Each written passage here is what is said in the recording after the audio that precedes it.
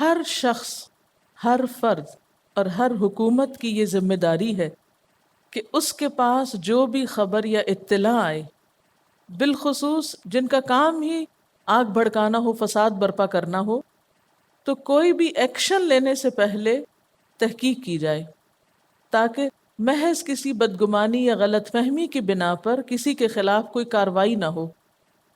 کوئی شخص کسی دوسرے کے بارے میں اگر ایسی خبر دے جس میں اس شخص پر کوئی الزام آتا ہو، تو اس خبر کو محض سن کے مان نہیں لینا چاہیے۔ مثلا کسی نے آ کر آپ کو کسی کی کوئی بات پہنچائی کہ فلاں ایسا کر رہا ہے، تو یہ نہیں کہ سنتے ہی اس کے خلاف ایکشن لے لیں، تحقیق کریں۔ ایمان کے منافی ہے یہ چیز، احتیاط کے منافی ہے یہ چیز کہ ایسی خبریں سن کر ان پہ یقین کر لیا جائے۔ یا نبا، ان سے مراد خبر، اور کون سی خبر؟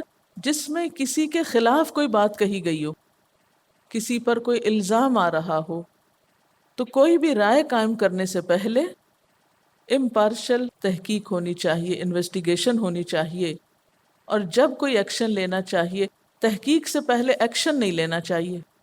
مثلا کوئی شخص آ کر کسی کے بارے میں آپ کو کہتا ہے فلاں تو چور ہے، آپ کہیں اچھا چور ہے، چلو اسے گھر سے فارغ کرو، اور آپ تحقیق ہی نہ کریں۔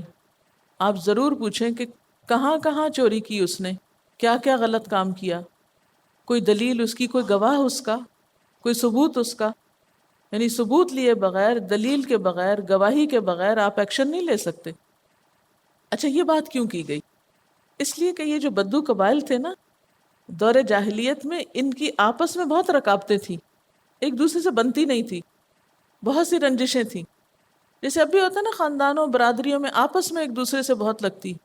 بعض اوقات ایسا ہوتا ہے جیسے میں کہیں درس دینے کے لیے جا رہی ہوں تو انہی کے رشتہ داروں میں سے دوسرا کہے گا آپ یہ بات ضرور کہیے اپنے درس میں، فلاں ایسا اور ویسا ہے۔ یعنی وہ خاندانوں کی جو چپکلشیں ہوتی ہیں، ایک دوسرے کے خلاف کوئی نہ کوئی الزام دے رہا ہوتا ہے۔ تو ایسے میں انسان کو صرف ایک طرف کی بات سن کے یقین نہیں کر لینا چاہیے۔ اپنے آپ کو ذرا یہاں رکھ کے دیکھیے کہ اگر کوئی آ کے آپ کو کہتا ہے کہ فلاں جو ہے وہ آپ کے لیے سنسیئر نہیں، تو آپ کے اوپر کیا کیفیت ہوگی؟ ایک دم آپ سوچیں گے اچھا مجھے تو پتہ ہی نہیں تھا، شکریہ آپ کا جو آپ نے مجھے بتا دیا۔ ایک پرومپٹ ایکشن جو ہے وہ عموماً یہ ہوتا ہے۔